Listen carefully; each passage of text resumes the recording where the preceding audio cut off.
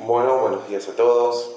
Hoy vamos a hablar sobre lácteos. También es el producto y el alimento elegido también para el final de Química de Alimentación del Instituto de Formación Docente número 41, la profesora Estela Martínez. Mi nombre es Aguirre Pablo y bueno, vamos a hablar un poco sobre lácteos. Antes que nada, tenemos que abarcar que los lácteos, ¿está bien? Van a, por así decirse, tomar diferentes alimentos que son consumidos en la vida cotidiana. ¿Bien?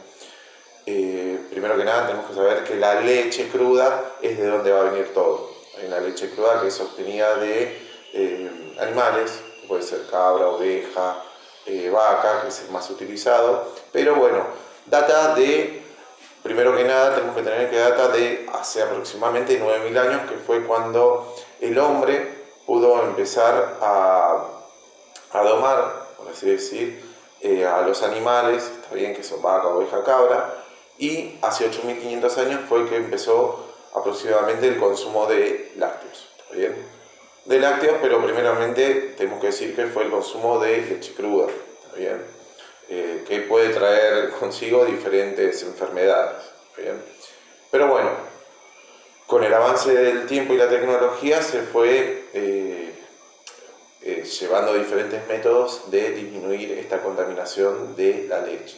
¿Bien? No nos adelantemos, pero bueno, es para dar un pantallazo sobre el tema. Antes que nada, tenemos que saber que durante el transcurso de la historia, como dijimos, se empezó hace 9000 a 8500 años. Luego fue avanzando su consumo y, por ejemplo, si nos ubicamos hace 4000 años, en la Grecia antigua, fue un producto muy consumido. Esto se debe a que a su bajo ingreso económico. Uno tiene que pensar que los pastores de ganado tenían consigo un consumo de leche diariamente porque era algo que era de su ingreso, ¿sabes? No tenían que tener gasto monetario. Ahora, también otro de los lácteos que fue principalmente consumido fue los quesos, ¿está bien? Los quesos que mediante diferentes estudios yo creo que llegué a la conclusión que fue descubierto de manera involuntaria. ¿Por qué? Porque lo que se hacía era almacenar la leche cruda en vasijas que eran hechas de estómago de animal. ¿Qué pasaba? Se producía una fermentación de lácteo, ¿bien? De la leche, y de ahí se producía el queso, ¿está bien? Luego también se producía la mantequilla, también conocida acá en Argentina como manteca, ¿está bien? Que se produce por mezclado de la leche cruda y que se produce una concentración de los ácidos grasos que posee la leche, ¿está bien? Al producirse esa concentración de ácidos grasos, lo que se produce es la mantequilla. Es por eso que su consumo debe ser muy limitado, porque es muy perjudicial para la salud, ¿está bien?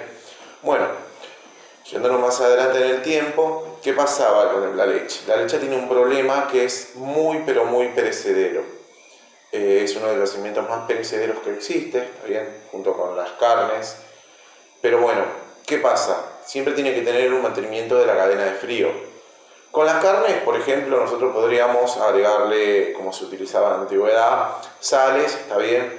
O hacerle ahumados de carne para su consumo. La leche es algo diferente porque nosotros al agregarles sales, lo que producimos es un cambio en la estructura molecular de la leche, entonces le vamos a dar otro sabor, ¿bien? El cual puede llegar a ser más agrio, salado, ¿está bien? Y tenemos que recordar que la leche tiende a agriarse demasiado. Es por eso que uno cuando deja un envase de leche fuera del heladero o algo, tiende a sentir ese aroma. También ahora vamos a explicar qué es ese sabor que se siente. Bueno, entonces, ¿qué pasó? En el transcurso de los años el consumo de leche fue aumentando. Esto se debe a qué? A su bajo gasto económico, ¿está bien? Ya que cualquier campesino podía obtener la leche de un animal domesticado que tenía en su hogar. Pero no fue hasta el siglo XIX que Louis Pasteur descubrió la pasteurización de la leche, de lácteos, ¿está bien? Lo que él hacía era exponer la leche a temperaturas aproximadamente entre 60 y 80 grados, no llegando a su punto de ebullición, y lo que producía era la eliminación de microorganismos que puedan dañar, está bien, la estructura de la leche o producir diferentes bacterias o enfermedades que puedan traer a la salud humana. Entonces, ¿qué pasaba? Al eliminar estos microorganismos se podía aumentar la no perecibilidad de la leche, o sea, que dure más su vida, ¿está bien? Más allá que lo más importante de los lácteos es la refrigeración, ¿está bien? Los lácteos digo, pero recordemos que después va a haber diferentes lácteos que no necesitan en sí refrigeración, ¿está bien? Pero bueno, la leche cruda y la leche que es para consumo, al igual que las cremas de leche y mantequilla, necesitan, por sobre todas las cosas, una refrigeración continua, ¿está bien? Ahora, Louis Pasteur, al descubrir esto, ¿qué pudo provocar? Provocó un aumento en el consumo masivo de leche, ¿está bien? Después de diferentes métodos de investigación, se fue llevando a los métodos de pasteurización, de ultrapasteurización que conocemos hoy en día, ¿está bien? Abordándonos en este tema de pasteurización, nosotros tenemos que saber que primero existió el método de pasteurización BAT, que el BAT es el más simple de todos que se utilizó, ¿está bien? Es un método parecido al de Pasteur, en el cual se calentaba la leche entre 60 y 80 grados, ¿está bien? Lo que se producía después es un enfriamiento que podía durar más o menos 24 horas y después se hacía su envasado, ¿está bien? Acá también tenemos que tener en cuenta que el envasado de la leche es muy importante, tiene que tener envases que sean también descontaminados, ¿está bien? Es por eso que la mayoría de las leches, cuanto mayor sea su envase en tema de descontaminación, va a ser mayor la durabilidad de la leche. De ahí venimos a las leches larga vida, ¿está bien? O a las leches también tenemos dos tipos de leche larga vida, la que viene en caja y la que viene en botella, ¿está bien? Yo iba a comprar las leches esas, pero por un tema de gasto económico no los hicimos, porque tenemos que tener en cuenta que las leches al mayor prolongamiento de vida tienen un mayor gasto económico. ¿Por qué? Porque no vamos a necesitar en ese caso utilización de frío, ¿está bien? En algún momento tenemos que meterlas a la heladera, pero si nosotros vamos a un supermercado vamos a encontrar que estas leches no se encuentran en heladeras refrigeradas, ¿está bien? Que es diferente a las leches comunes, que acá tenemos una, la tengo acá, compré para después hacer la experiencia. Yo lo que hice fue sacarla recién de la heladera para el video solamente y ahora la tengo acá al lado de dos contenedores de hielo para que mantengan su frío, ¿está bien? Al igual que tengo acá el aire acondicionado para que no pierda la cadena de frío tanto, ¿está bien? Ahora, lo que tenemos que tener en cuenta entonces es la pasteurización. Esa es la más simple, ¿está bien? Y después ya vinieron las de HTST, ¿está bien? Que es más avanzada, en las cuales vamos a calentar la leche por menores tiempos de prolongación, o sea, porque en la primera que tenemos BAT es calentar la leche durante más tiempo y después tenemos que dejarla reposar y después envasar después de 24 horas. En estas HTST lo que hacemos es calentar la leche por menos tiempo y después hacer su enfriamiento automáticamente, ¿está bien? Existen dos tipos que son de batch y de flujo continuo. La de flujo continuo es mejor calidad la leche. Lo que se hace es pasar el alimento, en este caso decimos leche porque estamos tratando el tema, pero son diferentes alimentos, en los cuales se pasa sobre dos placas de metal, se calienta la leche y automáticamente se hace su enfriamiento y envasado, ¿bien? Y las de mejor calidad son las UHT, que son de ultra pasteurización. Las HTST son de pasteurización y las UHT son de ultra pasteurización, en las cuales también son de flujo continuo. Y lo que se hace es poner a la leche más o menos durante 2 segundos a temperaturas mayores a 130 grados. Al hacer eso, lo que hacemos es eliminar la mayor cantidad de microorganismos y después lo que hacemos es su enfriamiento al instante y su envasado, ¿está bien? Lo que hace es la mayor eliminación de microorganismos. ¿Y qué logramos con esto de no calentar la leche durante mayor cantidad de tiempo? No dañar su estructura física y química, ¿está bien? Nosotros tenemos que pensar que al calentar algo podemos alterar la estructura de la leche, ¿está bien? Ahora hay algo que yo estuve analizando con el tema del rotulado, que nosotros vimos también en la parte de alimentación. Y yo tengo acá la leche, yo consumo leche en polvo, ¿está bien? Marca Purísima, ¿está bien? Recordemos que tenemos la marca, bueno, tenemos el tipo de alimento que tiene, de nutrientes que tiene. Y lo que no encontré por ningún lado es el tema de pasteurización o ultrapasteurización. Lo mismo me pasó con esta leche, que es de primera marca, ¿está bien? La Serenísima, en la cual no encontré por ningún lado que diga que es pasteurizada o ultrapasteurizada. Yo me acuerdo que en años anteriores la leche decía por todos lados que era pasteurizada o ultrapasteurizada. Bueno, ya que tengo los envases, acá lo que tenemos que tener en cuenta también es la información nutricional. Nosotros, si vamos a ver acá, primero lo voy a hacer desde acá para que lo vean. No tenemos leche cruda, acá dice que es la leche en sí que se extrae de los animales, ¿está bien? Y va a sufrir diferentes etapas para llegar a los diferentes alimentos lácteos, ¿está bien? Nosotros tenemos leche cruda. Si vamos para el lado derecho, vamos a obtener leche descremada. La leche descremada, como lo dice la palabra, es aquella que se extrae las cremas de la leche, o sea, las grasas, ¿está bien? A partir de acá, de esta leche descremada, vamos a obtener la crema de leche, de ahí la mantequilla y el suero de mantequilla, ¿está bien? Como explicamos, la crema de leche es aquella que tiene la mayor concentración de grasas, ¿está bien? Y la mantequilla es la que se obtiene de la crema de leche también, pero al mezclar continuamente, como habíamos dicho. Es algo que se utiliza hoy por hoy, inclusive en cualquier domicilio, porque es algo muy fácil de obtener. Bien, solamente hay que hacer un mezclado de la leche continuo. Bueno, ahora si decimos para acá, vamos a encontrar, por ejemplo, las leches homogeneizadas e higienizadas. Casi acá dice UHT, no se llega a ver, pero ahí sí vamos a encontrar las leches que son ultrapasteurizadas. ¿Bien? Y siguiendo más abajo, vamos a encontrar las leches líquidas, que la leche líquida sería esta, y vamos a encontrar leche en polvo, que es esta.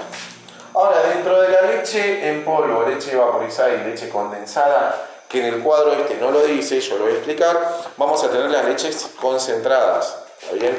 La leche concentrada sería la leche en polvo, leche evaporada y leche condensada. Lo que hay que tener en cuenta de la leche en polvo, la leche condensada y la leche evaporada es su mayor durabilidad, ¿está bien? Y no necesitamos tenerla en la heladera, nada, lo único que tenemos que tener es un envase bien cerrado, guardado, en un lugar que no tenga humedad.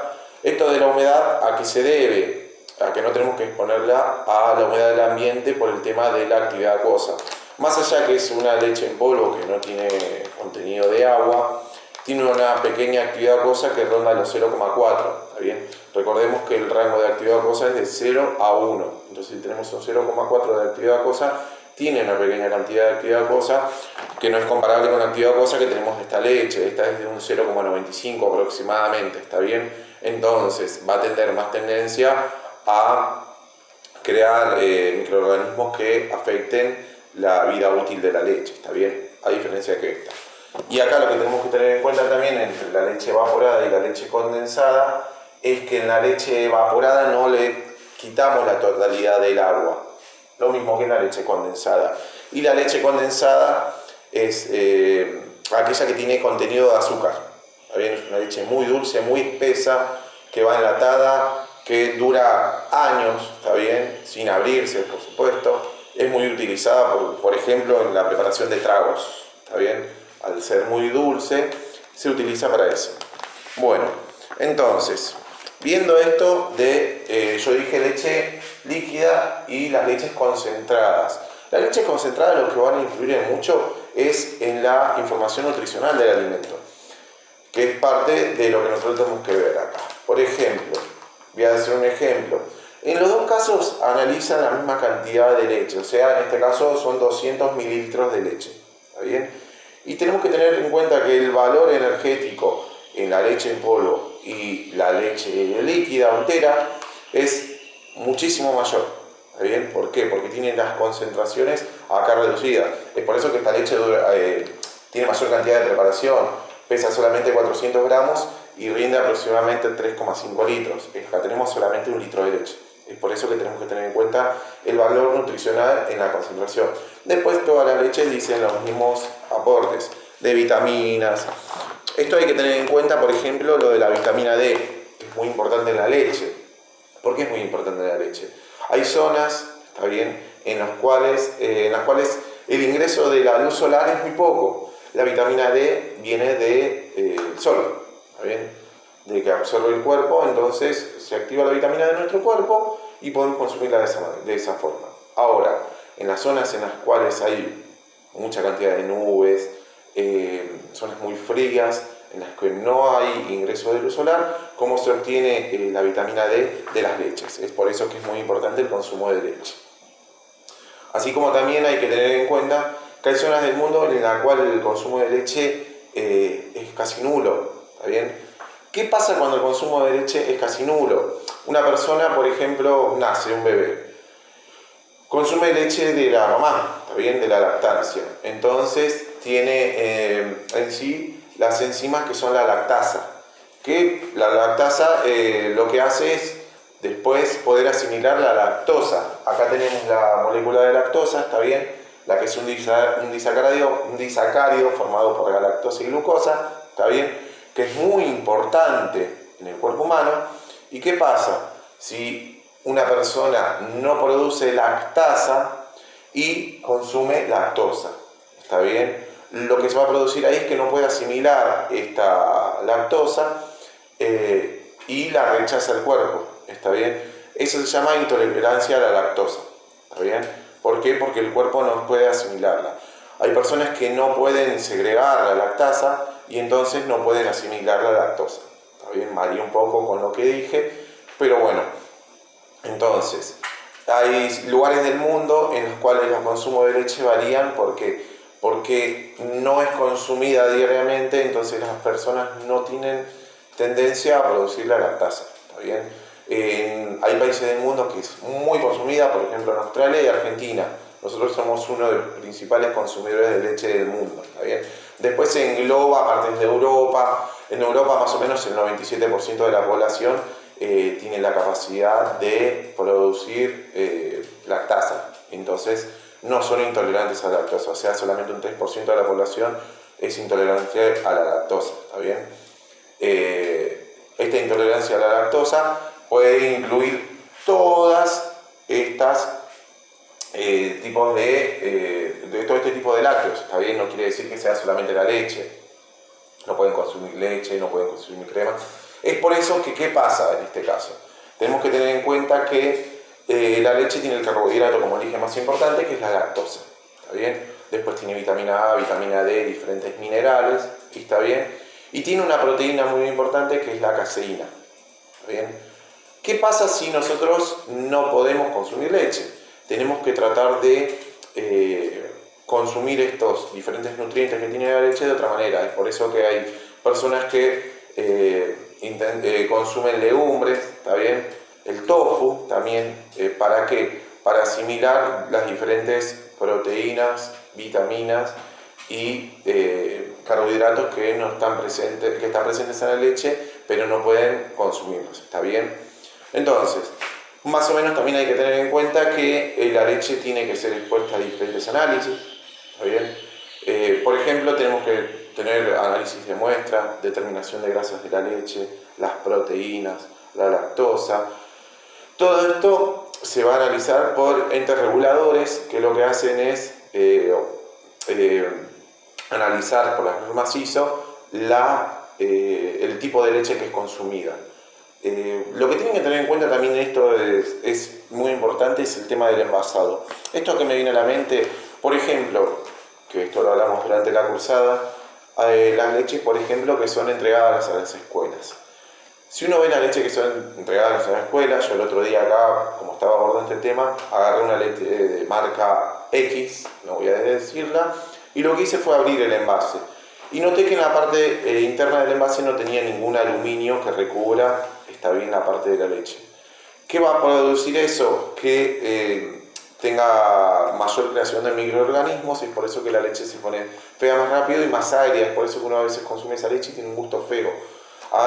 Y estas leches lo que tienen es este contenido de aluminio adentro, que lo que hace es mantenerlas por mayor tiempo, ¿está bien? Lo que tenemos que tener en cuenta nosotros es que la leche no tiene que agriarse. ¿Qué va a pasar si la leche se agría? Lo que va a producirse es esta reacción. en la cual tenemos la lactosa y se va a producir el ácido láctico. ¿Está bien? Al producirse el ácido láctico, esto es lo que se conoce como una fermentación. ¿Está bien? Y es la destrucción de esta molécula en esto. ¿Está bien? Yo ahora voy a hacer un pequeño experimento para acelerar esta reacción de leche. ¿Está bien? Ahora lo voy a hacer a la muestra, pero primero vamos a tener en cuenta los diferentes tipos de leche y el camino, y después vamos a hacer una pequeña experiencia. Lo otro que tenemos que tener en cuenta también, llegamos hasta acá, que eran los tipos de leche. Está bien que tenemos la leche en polvo, leche líquida, evaporada, condensada. Ahora, si nos vamos para este lado, vamos a encontrar los tipos de leches fermentadas, que vienen de la fermentación. ¿Está bien? En este rango vamos a encontrar, por ejemplo, los yogures. Los yogures que eran muy consumidos también en la antigua Grecia, ¿está bien? Que se logran por la fermentación de la leche. ¿Está bien? Después de ahí también lo que podemos hacer es los derivados de lácteos fermentados. Por ejemplo, podemos obtener también yogures con diferentes sabores, agregándole diferentes frutas, por ejemplo vainillas, podemos agregarle también frutillas, diferentes tipos de frutas para darle ese sabor porque si nosotros vamos a consumir un yogur en sí fermentado, no va a tener un sabor prácticamente a nada, va a ser algo agrio. Entonces lo que nosotros hacemos es darle diferentes sabores, ¿está bien? Para que tenga diferentes gustos. Y después de acá vamos a llegar también a un tipo de fermentación que se va a producir en los quesos. Pero no es solamente un proceso de fermentación, sino que también se va a trabajar con el cuajo, ¿está bien? Que es una enzima que lo que va a producir es el queso en sí. Ahora, lo que tenemos que tener en cuenta es también los tipos de queso, porque nosotros, por ejemplo, acá tenemos queso fresco. El queso fresco es aquel que va a contener todavía un suero de leche. Si ustedes observan a veces que tienen en la heladera el queso fresco, después lo que se produce es como un líquido. Ese líquido es el suero de leche que va alargando el queso fresco. ¿Está bien? Es algo que no sucede en los quesos. Por ejemplo, en los quesos lo que nosotros hacemos es extraer también ese suero de leche y digamos a obtener los diferentes quesos. Por ejemplo, el primer queso que se me viene a la mente es el queso para rallar. Si ustedes lo ven, es un queso que no tiene suero de leche, es muy duro, ¿está bien? Y sirve para rallar y de ahí para el consumo personal, ¿está bien? Bueno, entonces, siguiendo todo este cuadro, podemos entonces llegar a la determinación que tenemos diferentes tipos de lácteos. Un lácteo que no está incluido en este cuadro, pero yo lo quiero nombrar, es el helado. El helado entra en el rango de lácteos, ¿está bien? Pertenece a la parte de cremas de leche también, ¿está bien? Pero lo que se produce es un congelamiento, enfriamiento excesivo para producirse el helado, ¿está bien? Ahora, lo que tenemos que tener en cuenta en la fabricación de helado es aquellas sustancias microorganismos patógenos que afectan a la salud. Es por eso que en la producción de helados hay que tener en cuenta la mayor eliminación de microorganismos y su continua refrigeración. ¿Está bien? ¿Y por qué? A ver, si nosotros frizamos un helado, lo que hacemos es, está bien, que los microorganismos no actúen en el helado, está perfecto eso. Pero si no están controlados, después en el consumo pueden actuar en el cuerpo humano. ¿Por qué? Porque ahí dejan de tener frío y se activan, ¿está bien? Y es por eso que pueden traer diferentes enfermedades. Por ejemplo, la bacteria de Streptococcus es la más común. Y bueno, en el consumo de lácteos podemos tener diferentes tipos de enfermedades. Por ejemplo, la fiebre escarlata, el Streptococo, son enfermedades que son muy comunes en los consumos estos. Es por eso que tenemos que tener un control, así como la salmonela, ¿está bien? Son diferentes enfermedades que todo viene de un control de las leches. Los lácteos son muy perecederos, tenemos que tener mucho control en su consumo. Acá también hay algo que tenemos que tener en cuenta. Uno siempre asocia la leche con el calcio. ¿Por qué? Porque su alto contenido de calcio ayuda al cuerpo. Está perfecto. ¿Por qué? Porque puede prevenir enfermedades como por ejemplo la osteoporosis, que es la disminución en el volumen del calcio de los huesos. Entonces los huesos se debilitan y pueden crearse, por ejemplo, fracturas en el cuerpo. ¿Bien? Siendo un caso que no vamos al otro extremo. Pero bueno, por medio de diferentes estudios también se llegó a la conclusión de que no hace bien el consumo excesivo de leche por el tema del calcio, sino lo que hace bien es una dieta equilibrada en la cual tenemos que tener leche, pero aproximadamente se recomiendan 2 vasos de leche diarias, ¿está bien? Porque nosotros tenemos que pensar que el cuerpo, una vez que consume ese calcio necesario, después lo saca de su organismo, ¿está bien? No me sale la palabra, pero lo saca de su organismo. Entonces, nosotros tenemos que tener en cuenta que la leche tiene diferentes vitaminas y minerales esenciales, pero también tenemos que controlar su consumo, ¿está bien? Es por eso que diferentes consumos excesivos de este tipo de productos, como carnes, como todo, sin una dieta equilibrada, no tiene sentido. No quiere decir que la leche, por ser buena y tener diferentes nutrientes esenciales, es bueno su consumo extremo. ¿Estamos? Entonces, bueno, hasta ahí más o menos quería que vean este producto que es muy importante, ¿está bien? Que por suerte nosotros en Argentina fuimos creando, gracias a los europeos, por así decir, esta tolerancia a la lactosa y podemos tener nuestro consumo diario. Ahora, por último voy a terminar con una pequeña experiencia, ¿está bien? Yo tengo leche, ¿está bien? Leche líquida. Esta leche líquida no es leche entera, sino que es leche en polvo. Es lo mismo la preparación. Conseguimos este tipo de leche, yo la consumo, como dije. ¿Por qué? Porque no soy de consumir mucha leche, entonces al tener leche en polvo uno lo que puede hacer es mantenerla por mayor cantidad de tiempo sin que pereceda. ¿Está bien? Entonces, ¿cómo vamos a activar esta leche con vinagre? Al introducir, que tiene un olor muy fuerte, el vinagre a esta leche, lo que nosotros vamos a producir es una especie de fermentación. Yo le tiro unas gotitas y ahí se va a ver, no van a llegar a verlo, pero yo lo voy a enfocar. No sé si se llega a ver en el video, no se llega a ver, bueno, pero se empieza a ver cómo se empieza a formar el ácido láctico, ¿está bien? El ácido láctico entonces se forma por cómo, a partir de la lactosa. Entonces lo que nosotros hacemos es destruir estas moléculas para formar el ácido láctico. Y ahí se va a no poder consumir esta leche ya porque es una leche agria. Yo, oliéndola ya, después se empieza a tornar ese aroma de la leche cuando la olvidas en la heladera durante mucho tiempo, o si hay un corte de suministro de energía, la leche se vuelve agria. Entonces, bueno, esto es más o menos mi exposición. Espero que les haya disfrutado. ¿Está bien? Hay que tener en cuenta entonces siempre que a la leche hay que hacerle diferentes análisis. Hay que controlar su microbiología, o sea, la cantidad de bacterias presentes. Es por eso que es buena una buena pasteurización. ¿Está bien? Hay que tener en cuenta los diferentes tipos de leche. Y tenemos que tener en cuenta entonces que de las fermentaciones vamos a obtener diferentes tipos de productos lácteos. ¿Está bien? Bueno, espero que la exposición sea de su agrado y nos estamos viendo.